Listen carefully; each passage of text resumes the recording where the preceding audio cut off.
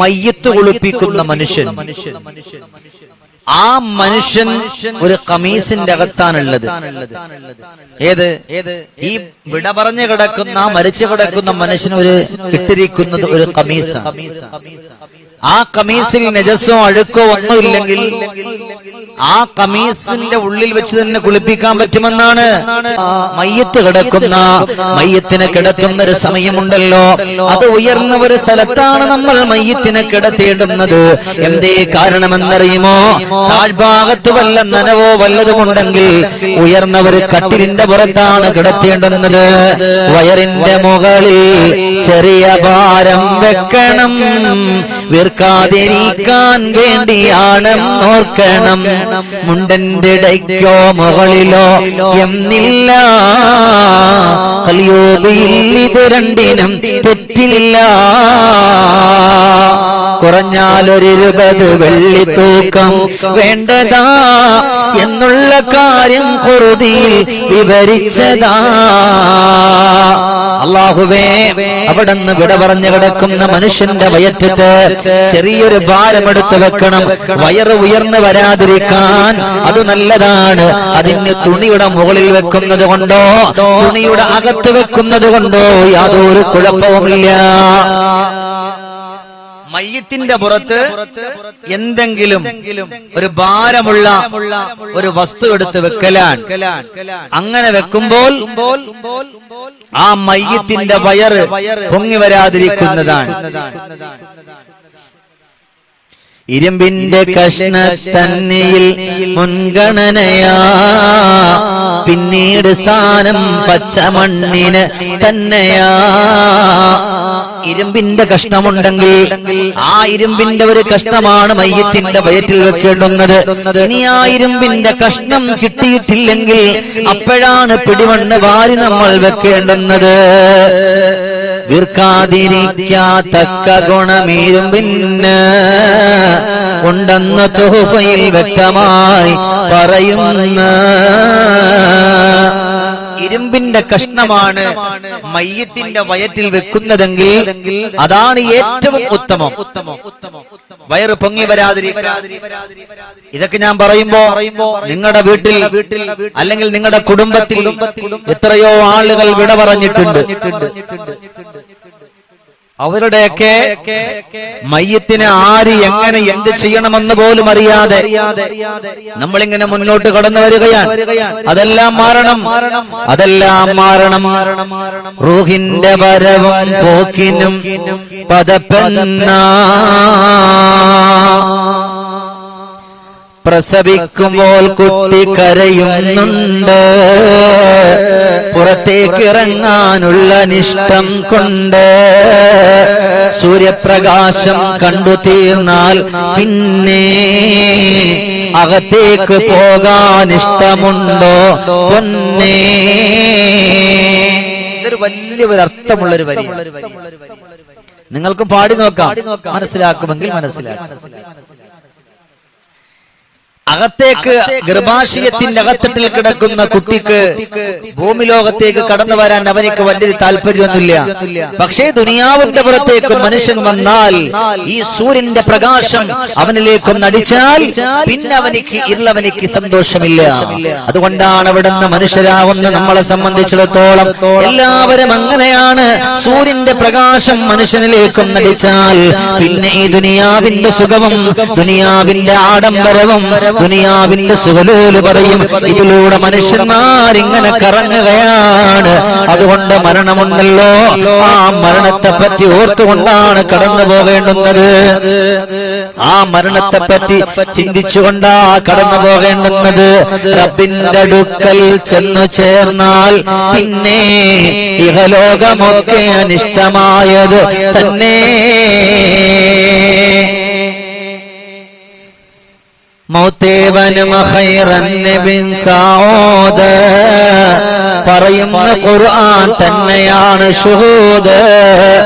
മൗത്തും കഴിഞ്ഞില്ലേ അതിൽ കടക്കുന്നതും ദുർമാർഗി ജീവിക്കുന്ന കാലത്തൊക്കെയും പാപം അടിക്കടി ചെയ്തു കൂട്ടും, പിന്നെയും പാപം പെരുത്താൽ ശിക്ഷയും കൂടുന്നതും.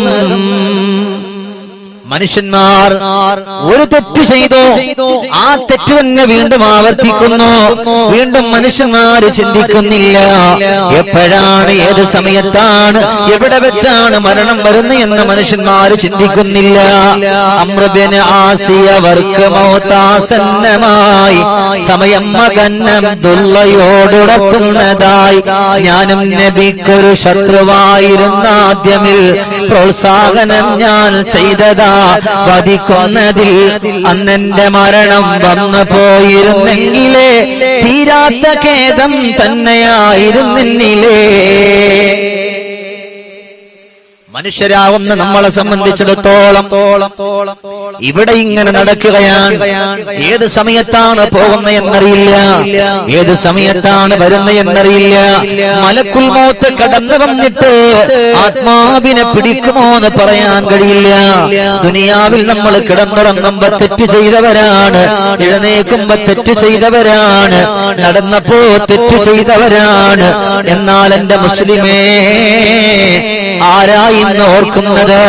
അല്ലാഹുവേ, ഞാൻ തെറ്റു ചെയ്തിട്ടാണ് കിടന്നുറങ്ങിയത്, ഞാൻ കുറ്റം ചെയ്തിട്ടാണ് കിടന്നുറങ്ങിയത്, നീ എനിക്ക് മാപ്പ് തരണേ അല്ലാഹുവേ.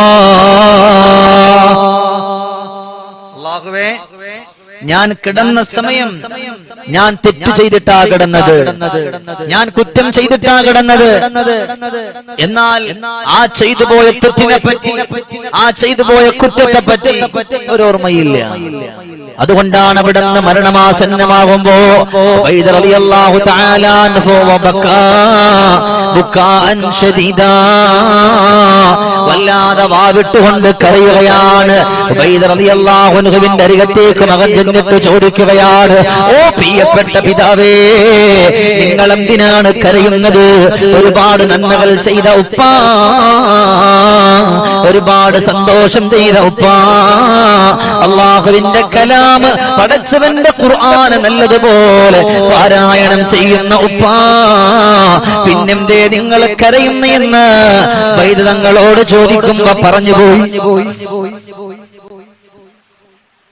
മോനെ, നീ പറഞ്ഞത് മുഴുവനും ശരിയാണ്, നിസ്കരിച്ചു എന്ന് പറഞ്ഞത് ശരിയാണ്, നോമ്പ് നോറ്റു എന്ന് പറയുന്നത് ശരിയാണ്. പക്ഷേ വല്ലാഹ് അതിന്റെ ഇടയിൽ ഒരുപാട് പാപങ്ങളും ഒരുപാട് തെറ്റുകളും അറിയാതെ ചെയ്തു പോയതാണ് മോനെ, അതുകൊണ്ട് കരഞ്ഞതാണ് എന്നവിടുന്ന് വേദനപ്പെട്ടുകൊണ്ട് പറഞ്ഞു പോവുകയാണ്.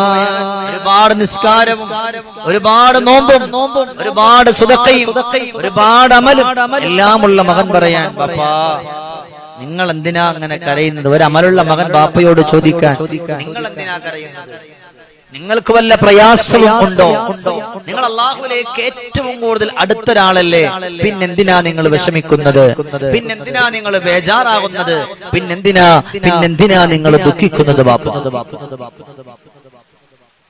വല്ലാത്തൊരത്ഭുതമാണ്, അത്ഭുതങ്ങളുടെ കലവറയാണ്. അവിടെ നിന്ന് പറഞ്ഞു, മോനെ, ബാപ്പക്ക് ഒരുപാട് അമലില്ല, ജീവിച്ചു തീർന്നല്ലോ ആയുസ് വന്ന് ഇവിടാകെ, ജീർണത പോലെ ഞാൻ പാരിൽ നീങ്ങിയേ വല്ലാതെ, അല്ലാഹുവിൻ വാക്കുകൾ ലോകത്താകെ പരന്നില്ലേ, അതിലൊന്നും ഞാനോ അമലോ ചെയ്യാൻ തോന്നിയില്ല. ഏറെ വർഷങ്ങൾ പാരിലാകെ നടന്നില്ലേ,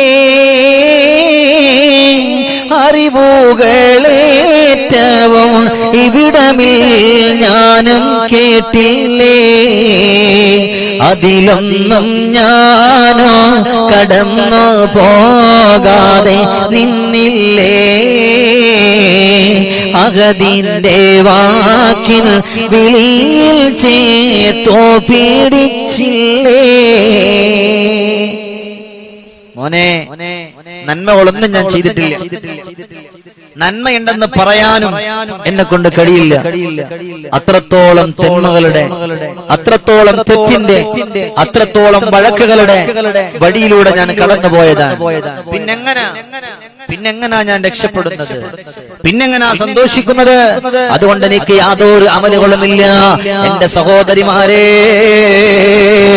മഹദിയായ നഫീസത്തുൽ മിസ്രിയ റളിയല്ലാഹു അൻഹയുടെ മുമ്പിൽ ഒരു പെണ്ണ് കടന്നു വന്നുകൊണ്ട് പറയുന്നു, നഫീസ, ഈ ദുനിയാവിന്റെ പുറത്തുകൂടെ ഞാൻ കടന്നു പോവുകയാണ്, അടിച്ചു പൊളിച്ചുകൊണ്ട് കടന്നു പോവുകയാണ്. എനിക്ക് ആഗ്രഹമുണ്ട് നഫീസ, അല്ലാഹുവിലേക്ക് എനിക്ക് അടുക്കാൻ ആഗ്രഹമുണ്ട്, അല്ലാഹുവിന്റെ കലാമനുസരിച്ചുകൊണ്ട് ജീവിക്കാൻ എനിക്ക് ആഗ്രഹമുണ്ട്. അതുകൊണ്ട് നഫീസ, എന്റെ ജീവിതത്തിന്റെ പടച്ചതമ്പുരാനുമായിട്ട് ബന്ധം വരാ, അതിന് ഉതകുന്ന വല്ലതും പഠിപ്പിക്കുമോ, വല്ലതും പറയുമോ എന്ന് നഫീസത്തുൽ മിസ്രിയ റളിയല്ലാഹു അൻഹയോട് പറയുമ്പോ നഫീസത്തുൽ മിസ്രിയ റളിയല്ലാഹു അൻഹ അരികിലേക്ക് വിളിച്ചിരുത്തിയിട്ട് പറഞ്ഞു കൊടുക്കുന്നു, മോളെ, നീ പറഞ്ഞത് നിനക്ക് നിന്റെ റബ്ബിലേക്ക് അടുക്കണമെന്നാണ്, നിനക്ക് നിന്റെ റബ്ബിലേക്ക് ചേരണമെന്നാണ്. എന്നാൽ എന്റെ പൊന്നുമോള് പഠിച്ചോ, അല്ലാഹുവേ, നാളെ കിടക്കുന്ന വീടുണ്ടല്ലോ, 6 അടി മണ്ണുണ്ടല്ലോ, മരണത്തെ പറ്റിയുള്ള ഓർമ്മയുണ്ടല്ലോ, ആ മരണത്തെ പറ്റിയുള്ള ഓർമ്മയും ഖബറിനെ പറ്റിയുള്ള ഓർമ്മയുമല്ല, നിനക്കത് രക്ഷപ്പെടാൻ അത് ഏറ്റവും നല്ലതാണ്. അതുകൊണ്ട് മോളെ, നീ നിന്റെ ഖബറിനെ പറ്റി ഓർത്തോ. അങ്ങനെ ഓർത്തുകൊണ്ട് കടന്നു വന്നാൽ നിന്നെ പോലെ ഭാഗ്യമുള്ള ഒരാളുമില്ല, നിന്നെ പോലെ സന്തോഷമുള്ള ഒരാളില്ല. പിന്നെ നിനക്ക് കളിക്കാനുള്ള സമയമില്ല, ചിരിക്കാനുള്ള സമയമില്ല, കൂട്ടുകാരും ഒത്തുകൊണ്ട് സമയം കളയാനുള്ള സമയമില്ല. പിന്നെയോ അല്ലാഹുവിലേക്ക് അടുക്കാനുള്ള വഴി മാത്രമാ നിന്റെ മുമ്പിൽ. അതിനുള്ള ഏറ്റവും നല്ല വഴി അത് മരണമാണ്, അത് ഖബറാണ്. റബ്ബിലേക്ക് അടുക്കണമെങ്കിൽ ഏറ്റവും നല്ല വഴി അത് മരണമാണ്, അത് ഖബറാണ്. സുബ്ഹാനല്ലാഹ്. ഞാനും നിങ്ങളും ആ ഒരു വഴിയിലാണോ? നമ്മളെല്ലാവരും രക്ഷപ്പെട്ടു, നമ്മളെല്ലാവരും വിജയിക്കുമെന്നാണ്. ആ ഒരു വഴിയിൽ, ആ ഒരു മേഖലയിൽ നമ്മൾ കടന്നു പോവുകയാണെന്നുണ്ടെങ്കിൽ 100% ഉറപ്പാ. ആരെ പറയുന്നത്? സ്നേഹത്തിന്റെ മുത്താണ്, മിസ്ർ നാടിൻ കനിയാണ്, സ്ത്രീജനങ്ങൾ ഓർക്കും മഹദിയേ റാണിയാ. പേര് നഫീസത്തുൽ മിസ്രി എന്നാണല്ലോ, പേരുപോൽ മിന്നി തിളങ്ങിയോരേ. എന്നും അറിവിൻ പൂങ്കാവ്, സ്നേഹമുള്ള മലർക്കാവ്, റബ്ബിനെ ഓർത്തങ്ങ് തേങ്ങിയേ തേങ്ങിയേ. ബീവി നഫീസയോര് ജീവിതം വഴി കാട്ടി, ജീർണതയില്ലാതെ ജീവിതം നൽകുവാൻ. നഫീസത്തുൽ മിസ്രിയ റളിയല്ലാഹു അൻഹയുടെ ജീവിതം അതുപോലെ ഒന്നുമില്ല. പഠിക്കാനാണെന്നുണ്ടെങ്കിൽ നമ്മുടെ ജീവിതത്തിന് ഉപകാരപ്പെടാൻ അത്രയും കാര്യങ്ങൾ മഹദിയുടെ ജീവിതത്തിൽ നിന്ന് പഠിക്കാനുണ്ട്. ഉപകാരപ്രദമായിട്ടുള്ള കാര്യങ്ങൾ പഠിക്കാനുണ്ട്. അതുകൊണ്ടാണ് മഹദി അവറുകൾ പോലും അവിടെ നിന്ന് കടന്നു വന്നപ്പോ ആളുകൾ പറഞ്ഞു, നഫീസ, ഈ മിസ്രിന്റെ ഈ സ്ഥലത്ത് എന്ത് വേണോ? വലിയ കൊട്ടാരം വേണോ? നഫീസക്ക് തരാം. വലിയ മണിമാളിക വേണോ? നഫീസ, അത് തരാം നഫീസ. ഉടൻ തന്നെ നഫീസത്തുൽ മിസ്രി റളിയല്ലാഹു അൻഹ പറഞ്ഞു, വല്ലാഹ്, എനിക്കിവിടത്തെ കൊട്ടാരം വേണ്ട, എനിക്കിവിടത്തെ സുഖസൗകര്യം വേണ്ട, എനിക്കിവിടത്തെ ആനന്ദം വേണ്ട, എനിക്കവിടെ നിന്ന് കിടക്കാൻ, ശാശ്വതമായി കിടക്കാനുള്ള ഒരാളുടെ മണ്ണ് തന്നാ മതി എന്ന് അവിടുത്തെ രാജാവിനോട് പറഞ്ഞുപോയ മഹദി സയ്യിദത്തുനാ ബീവി നഫീസ. സഹോദരങ്ങളെ, നമ്മളെ കൊണ്ട് കഴിയും. നമ്മുടെ വീട്ടിലുള്ള ബാപ്പ മരിച്ചപ്പോ ബാപ്പയുടെ കണ്ണ് തിരുമിയടക്കുന്നത് കണ്ടവരാണ്. ചുണ്ടവിടം തുറന്നപ്പോ, വായ തുറന്നപ്പോ നാട കൊണ്ട് കെട്ടുന്നത് കണ്ടവരാണ്. ശരീരത്തുള്ള വസ്ത്രം അഴിച്ചു മാറ്റുന്നത് കണ്ടവരാ. എന്നിട്ടോ നമ്മുടെ ജീവിതത്തിനോ ഒരു മാറ്റമില്ല, നമ്മുടെ വാക്കിനോ ഒരു മാറ്റമില്ല, നമ്മുടെ പ്രവൃത്തിക്കോ ഒരു മാറ്റമില്ല. അറിയാതെ വല്ലതും നമ്മൾ സംഭവിച്ചു പോയാൽ പടച്ചവനെ റബ്ബിലേക്കൊന്ന് തൗബ ചെയ്തോ. കാരണം എന്തെന്നറിയോ? ആരുടെ മണ്ണിന്റെ ഉള്ളില് ഒരാളും സഹായിക്കാനില്ല. നിങ്ങളുടെ കൂടെയുണ്ട്, എല്ലാത്തിനും നിങ്ങളോടൊപ്പം ഉണ്ടാകുമെന്ന് പറയുന്ന നിങ്ങളുടെ പ്രിയപ്പെട്ടവരില്ല, നിങ്ങളുടെ സഹപ്രവർത്തകരില്ല, നിങ്ങളുടെ പ്രിയപ്പെട്ട കൂട്ടുകാരോ ആരില്ല, ഒരാളുമില്ലാത്തൊരു വീട്. ആ ഖബറിലേക്ക് പോകണ്ടേ? അതുകൊണ്ടാണ് ഇവിടെ അതിനെപ്പറ്റി ഓർക്കണമെന്ന് പറഞ്ഞത്. ആ ഖബറിന്റെ അദാബിനെ പറ്റി ചിന്തിക്കണമെന്ന് പറഞ്ഞത്, ഖബറിന്റെ ആഴത്തെപ്പറ്റി ചിന്തിക്കണമെന്ന് പറഞ്ഞത്. അതുകൊണ്ട് സഹോദരങ്ങളെ, അള്ളാഹു നമുക്ക് തന്ന ഈ ജീവിതമുണ്ടല്ലോ, എപ്പോഴും അത് പെട്ടുപോകുന്നതാണ്. ഇന്നൊന്നും പിരിയൂലല്ലോ എന്ന് പറഞ്ഞിട്ടിരിക്കാൻ പറ്റുമോ? ഇപ്പോഴൊന്നും പോകൂലെന്ന് പറയാൻ പറ്റുമോ? പേർഷ്യയിലെ രാജാവിന്റെ ജസദും അമിതമായി വണ്ണിച്ചതിൽ പല ചികിത്സയും നടത്തുന്നതായി. ചികിത്സിച്ചവർക്കെല്ലാം പരാജയം തന്നെയായി. തടുകൊണ്ട് രാജനും ഏറ്റവും ഭാരത്തിലായി. ഉടൻ തന്നെ വീണ്ടും കൊണ്ടുവന്നൊരു വൈദ്യനെ, ശരിയായ നോട്ടം ചെയ്തയാളും രാജനെ. ഒരു 3 ദിവസം കഴിയണം എന്നുള്ളതാ, പിന്നീട് മരുന്നേതെന്ന് ഞാൻ കുറിക്കുന്നതാ. രാജന്റെ രാശി ശരിക്കു കണ്ട് പിടിക്കണം, അതിനൊത്ത മരുന്നേതെന്ന് നോക്കി എടുക്കണം. രാജാവിന് അവിടെ നിന്ന് തടുകൂടുകയാണ്, പേർഷ്യയിലെ രാജാവിന് തടുകൂടുകയാണ്, അമിതമായ വണ്ണമാവുകയാണ്.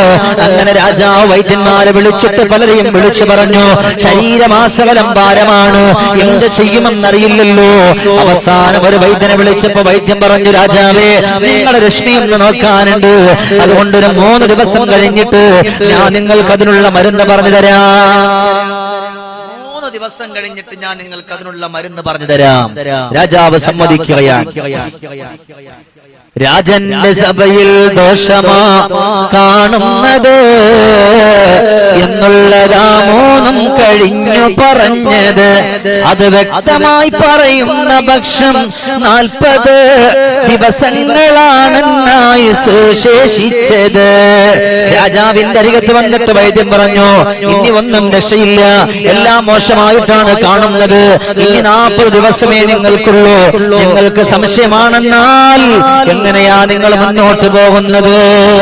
ഹബസിലിടാൻ ഞാൻ സമ്മതിക്കുക തന്നെ, ഉടൻ തന്നെ ഹബസിൽ വെക്കുവാൻ വിധിക്കുന്നതായി.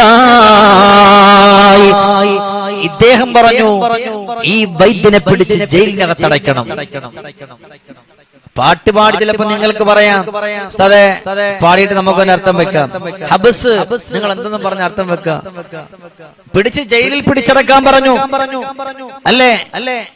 കളിയും വിനോദവും മറ്റു ദുർമാർഗങ്ങളും പാടെ ഒഴിഞ്ഞു. രാജാവിനോട് പറഞ്ഞു, 40 ദിവസമേ ഉള്ളൂ, ഈ 40 ദിവസം കഴിഞ്ഞ് നിങ്ങൾ മരിക്കും, അത്ര ആയുസ് നിങ്ങൾക്കുള്ളൂ. രാജാവിനോട് വൈദ്യൻ പറഞ്ഞു. ഉടൻ തന്നെ അദ്ദേഹം അവിടെ നിന്ന് സങ്കടമായി, ശരീരം മുഴുവനും ശോഷിക്കാൻ തുടങ്ങി, ആസകലം നമ്പരമായി. അവിടുന്ന് കളിയും വിനോദം മറ്റു ദുർമാർഗങ്ങളും പാടെ ഒഴിഞ്ഞു തളർന്നു രാജരസങ്ങളും. രാജാവ്, അല്ലാഹുവേ, രാജാവ് അതുവരെ വിനോദമുണ്ടായിരുന്നു, അതുവരെ സഞ്ചാരമുണ്ടായിരുന്നു, പക്ഷേ അവിടെ നിന്ന് മരിക്കുമെന്ന് പറഞ്ഞപ്പോ കളി ഒഴിവാക്കി, എല്ലാം ഒഴിവാക്കി. മരണത്തെ പറ്റി നോക്കുന്നൊരാക്കെ കളിയും തമാശയൊന്നും അധികം പറ്റൂല. എന്താ കാരണം? എപ്പോഴാണ് മരണമെന്ന് പിടിക്കാന്നറിയില്ല, എല്ലാം വിട്ടെറിഞ്ഞിട്ട് പോണ്ടേ ആ ഒരു ചിന്തയാൻ. അത് മാത്രമല്ല, പാടെ ഒഴിഞ്ഞു തളർന്നു രാജരസങ്ങളും, രാജാവിന്റെ എല്ലാ രസങ്ങളും, എല്ലാ സന്തോഷങ്ങളും എല്ലാം മുറിഞ്ഞുപോയി. ദിവസങ്ങളിങ്ങനെ നീങ്ങി ദുഃഖം പൂണ്ടതായി, ജസദം ക്രമേണ മെലിഞ്ഞു ദിവസം 40. ഉടൻ തന്നെ ഹബ്സിൽ നിന്നിറക്കി ഹക്കീമിനെ, വിവരങ്ങളൊക്കെ അറിഞ്ഞയാൾ പറഞ്ഞിങ്ങനെ. രാജാവ് പറഞ്ഞവനെ കൊണ്ടുപോവാ, 40 ദിവസമായി ഞാൻ മരിച്ചിട്ടില്ല, കൊണ്ടുവരാൻ പറഞ്ഞു. ആരെ കൊണ്ടുവരാൻ പറഞ്ഞു? ഹക്കീമിനെ. എന്ന് വെച്ചാൽ നിങ്ങൾ പറയും പോലെ ഹക്കീം എന്നല്ല, വൈദ്യനെ കൊണ്ടുവരാൻ പറഞ്ഞു. വൈദ്യനെ കൊണ്ടുവന്നു. കാരണം 40 ദിവസമായാലും മരിച്ചില്ലല്ലോ. രാജന്റെ വിവരങ്ങൾ, രാജന്റെ തടി കുറയുന്നതിനായി ഞാനിതാ ഈ രീതിയിൽ ഒരു യുക്തി ചെയ്തെന്നുള്ളതാ, മരുന്നെന്ത് ചെയ്താലും ഫലം കിട്ടാത്തതാ, ഈ യുക്തിയിൽ ഫലം കിട്ടുമെന്നുറപ്പുള്ളതാ. രാജാവിനത് കേട്ടേറ്റവും സന്തോഷമായി സമ്മാനവും വാരിക്കൊടുത്തയക്കുന്നതായി. രാജാവിന്റെ സദസ്സിൽ അദ്ദേഹം പറഞ്ഞു, രാജാവേ, നിങ്ങൾക്ക് ഇനി എന്ത് മരുന്ന് തന്നാലും രക്ഷയില്ല. എന്തൊക്കെ മരുന്ന് തന്നാലും നിങ്ങൾക്ക് നിങ്ങളുടെ തടി കൂടുന്നല്ലാണ്ട് കുറയില്ല. ഞാൻ അവസാനം ചിന്തിച്ച് കണ്ടുപിടിച്ചൊന്ന്, മരിക്കൂ എന്നുള്ളൊരു ചിന്ത 40 ദിവസമേ ഉള്ളൂ എന്ന് പറഞ്ഞാൽ അത് ഓർത്ത് നിങ്ങൾക്ക് സങ്കടം ഉണ്ടാവും. ഇപ്പൊ നിങ്ങളുടെ രോഗം മാറിയില്ലേ, നിങ്ങളുടെ ശരീരമൊക്കെ മെലിഞ്ഞില്ലേ. ഇത് കേട്ട് രാജാവിന് സന്തോഷമായി. രാജാവ് ഒരുപാട് സന്തോഷങ്ങളും സമ്മാനങ്ങളും അവർക്ക് അവിടെ നിന്ന് കൊടുത്തുവിടുമ്പോൾ, എന്റെ പ്രിയപ്പെട്ട മുഅ്മിനുകളെ, സന്തോഷത്തോടുകൂടി കടന്നു വരണം. മരണത്തെ പറ്റി ഓർക്കണം. അപ്പൊ നമ്മളൊക്കെ നന്നായി. ഹുദൈഫത്ത് ഇബ്നു യമൻ സഹോദരി ഫാത്തിമ പറയുന്നു, ഞാൻ കണ്ടൊരു ദിനം നബി ഖൈമ മരക്കൊമ്പിലൊരു തോൽ പാത്രവും ബന്ധിച്ചതായി, തിരുമുസ്തഫാക്കി ഭാഗമിൽ കിടക്കുന്നതായി, പനി കഠിനമായി തിരുജസദിനം ചൂടധികമായി ഇറ്റിറ്റ് വീണിരിക്കുന്നതും ആശ്വാസമായി. ഇത് കണ്ടു വ്യസനം പൂണ്ടു ഞാൻ പറയുന്നതായി, പ്രാർത്ഥിക്കൂ നബിയെ തങ്ങൾ ആശ്വാസത്തിനായി, ദുരിതങ്ങളേറ്റം കഠിനമൻ എന്നൊക്കെയാ.